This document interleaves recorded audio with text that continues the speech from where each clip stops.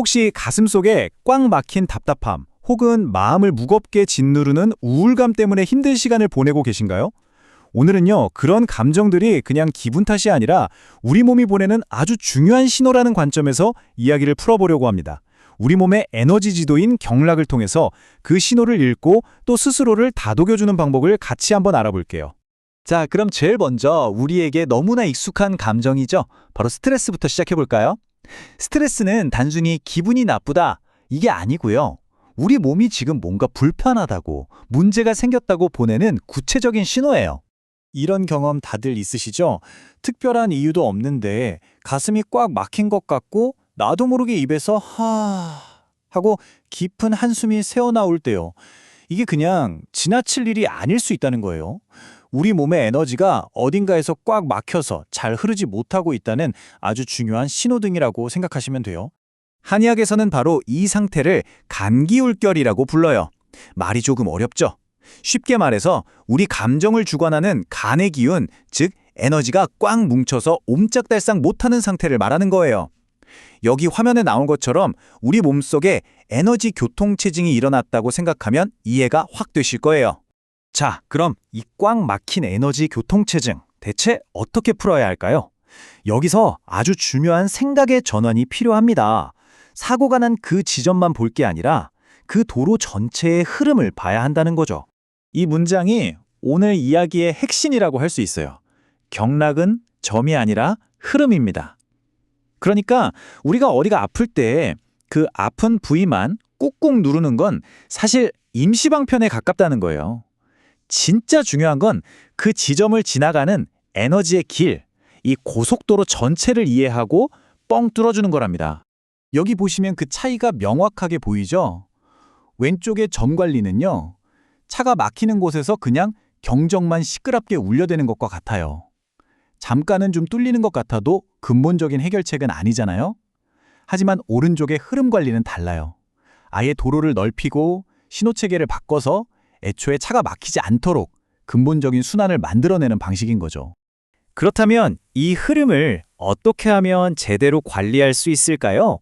지금부터 아주 체계적이고 스마트한 3단계 설계도를 함께 들여다보겠습니다. 자, 3단계 설계도는 바로 이렇습니다.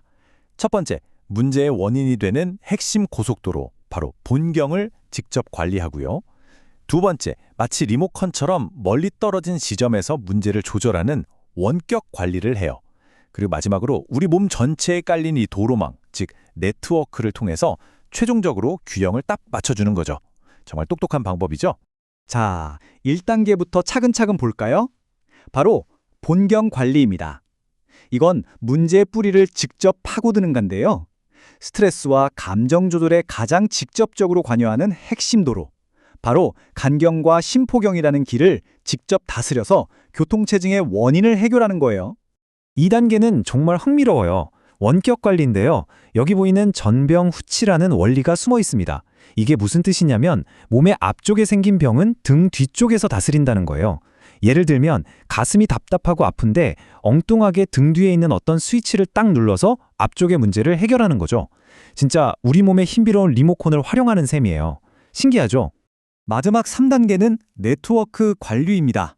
여러분, 혹시 스트레스만 받으면 유독 소화가 안 되고 잘 체하는 분들 계시죠? 바로 그게 우리 몸의 네트워크가 연결되어 있다는 증거예요. 한의학에서는 이걸 목극토 원리로 설명하는데요. 스트레스를 상징하는 나무 목의 기운이 너무 감해져서 소화기를 뜻하는 흙의 기운을 꽉 억눌러 버리기 때문이라고 봐요. 2단계에서는 바로 이 연결고리를 부드럽게 만들어서 몸 전체의 균형을 되찾아주는 거랍니다. 좋습니다. 자, 이론은 이쯤 하고요. 이제 직접 우리 몸에 숨겨진 스위치를 찾아볼 시간이에요.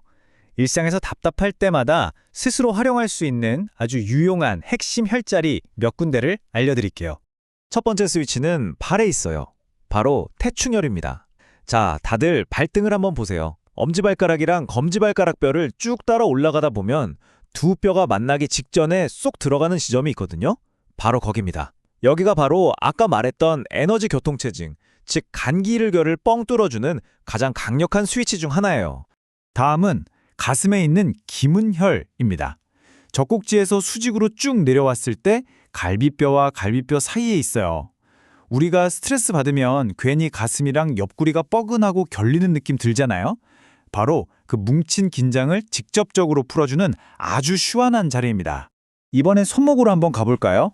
내관열이라는 곳인데요. 손목 안쪽에 가장 굵은 주름에서 팔 쪽으로 손가락 3개를 딱 댔을 때 닿는 지점이에요. 여기는 마음이 불안하고 초조할 때, 또 가슴이 답답할 때 지그시 눌러주면 심장을 편안하게 진정시키는데 아주 효과가 좋아요. 그리고 가슴 정중앙, 양쪽 젖꼭지를 이은 선의 딱 가운데에 단중혈이 있습니다. 우리가 흔히 화병이라고 하죠. 감정에 막 북받쳐 오를 때 뭉친 그 화를 시원하게 풀어주는 핵심 스위치가 바로 여기예요. 답답할 때 나도 모르게 가슴을 치게 되는데 그럴 때 이 단중혈을 부드럽게 마사지해 주세요.